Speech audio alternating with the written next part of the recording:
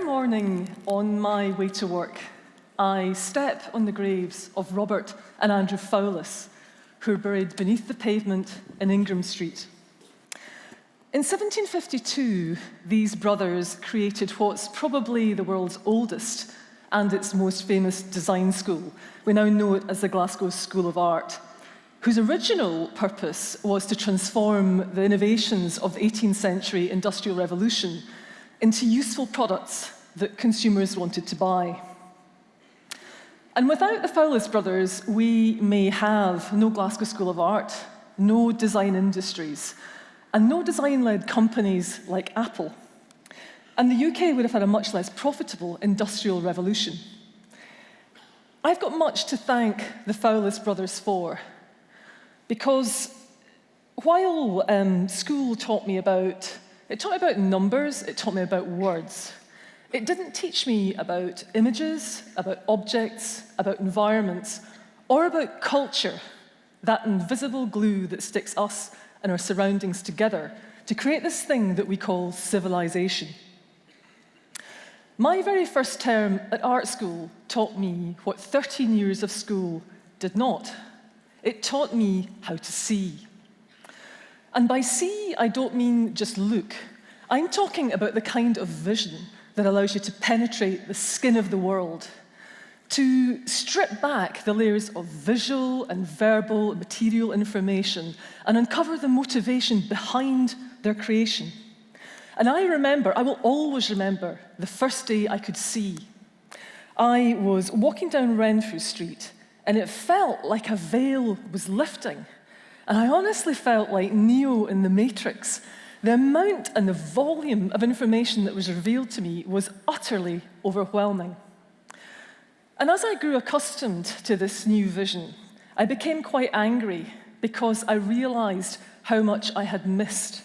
And I resolved to use my design education to get really good at understanding the world using all of my senses. And when I graduated art school in 1984, I walked out of the front door and entered a brave new world. While I'd been enjoying the Clash's impromptu lunchtime gigs in the art school cafe, Thatcher had come to power. There were a record 3.25 million people standing in the UK's dole queues. The miners were on strike, and we sat down in Sauchiehall Street in solidarity with them. The only prospect of work was to employ ourselves, which is what we did, while 5,000 miles away in California, the first Apple Macintosh computers were rolling off the production lines. In 1986, I co-founded a studio that designed logos for bands and theatres, and we sometimes called these things brands, but they weren't really brands. They were just random bits of communication, visual and verbal, flotsam and jetsam, bobbing along on the crest of a vast, looming wave, this storm that no one saw coming. This storm had been gathering for over 35,000 years, since early humans first started sketching animals in caves. And art school gave me a really useful education. We could analyze stuff, we could make stuff, we could draw. We could also manipulate people to feel and to behave in predictable ways. But we were just a little tiny design studio. We were in an unconnected analog world, and we had no influence. So as the first wave of this communication storm hit, we stared at our Apple Macs, playing with our lovely software, marveling at the interconnectedness of the internet, blindly aware of this huge second wave that was gathering just offshore. And this second wave was the multidimensional language called brand. No longer the lifeless analog label on a can of Coke. This was the real thing, the industrialist's wet dream and the fastest way in history to convert ideas into cash. Unlike the 18th century Industrial Revolution, this new language extended the designer's territory, commodifying not only the things that we could see, hear, taste, touch, and smell, but those we could not. Every aspect of the invisible cultural glue that bound us together in friendships, in families, in communities, in nations, would be teased apart, productized, and monetized. We, uneducated in the ways in which brands worked, unwittingly welcomed corporations into our lives, and they profited by serving our hardwired need for comfort and for status in every conceivable way. And no one stood in their way. Our old-fashioned governments and laws couldn't keep up with the current of change, and the banks and the corporations disengaged themselves from the physical world, anchoring their interests offshore, virtually, where the pools of liquid cash and the profits were deepest. I had my first glimpse of what brand actually meant in Edinburgh's Old Town. I was on my way to a meeting near the yet-to-be-built site of the Scottish Parliament, and it was early, so I went on a 15-minute stroll around the construction site, which was bounded by these really tall wooden hoardings. And decorating the hoardings were head and shoulders portraits of schoolchildren, drawn by schoolchildren all over Scotland. They'd been asked to draw each other. Typically, they had the round faces, the smiley mouths, cartoon hair. But one thing stopped me dead. While they couldn't draw a face, they could draw the logotypes of Adidas, Ales, Kappa, Puma, Nike, and Reebok. And in this new era, toddlers unconsciously learn to speak brand. Being smart humans, they align themselves with stuff that gives them what they need to get on in life. Whatever our age or circumstances, we crave brands that increase our social or our economic traction. Social media thrives on this constellation of brands that surrounds our online profiles, helping others pigeonhole us, and also pressuring us to hang out with or to purchase and consume higher value brands that further elevate our position. This is the brand game. And there's no top rung on the brand ladder because new levels are added infinitely.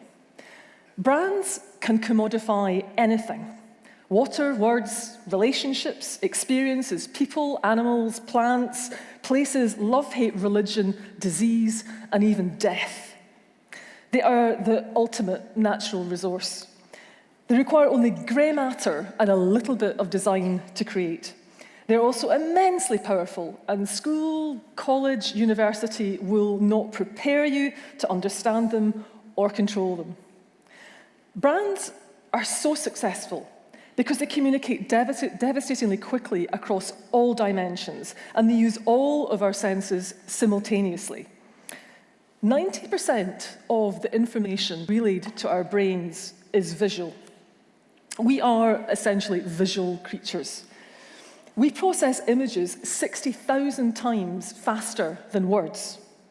And over 50% of our brain capacity is involved in visual processing. But we are not taught to look, never mind see.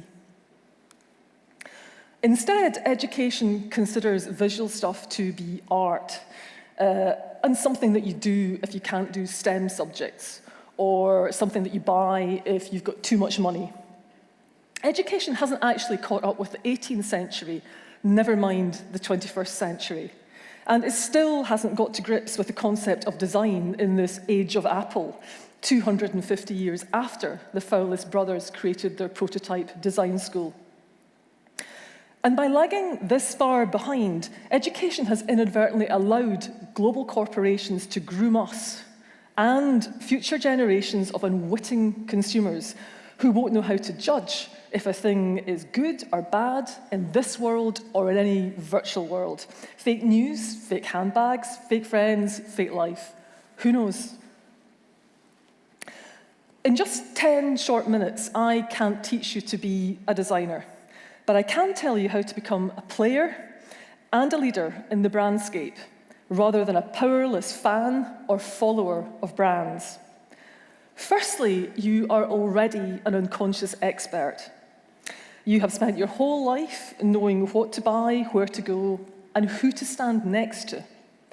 Secondly, to become a brand player, you need to unlock your unconscious expertise.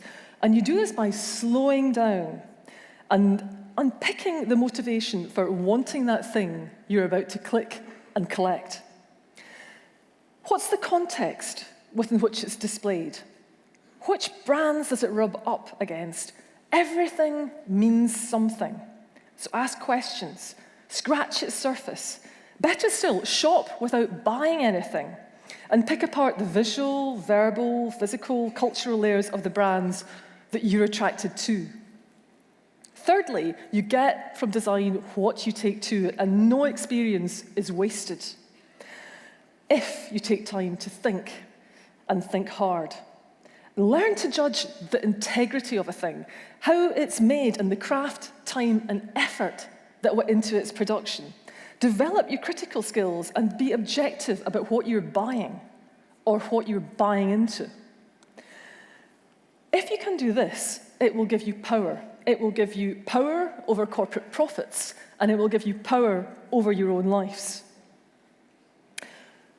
When the Fowless brothers closed their eyes over 2 centuries ago, they couldn't have imagined the part that they'd played in creating a designed world that was controlled by global brands. So you need to open all of your eyes, learn the brand game, and rather than being blind followers of brands, let's teach ourselves to become empowered brand players and enlightened brand leaders. Thank you.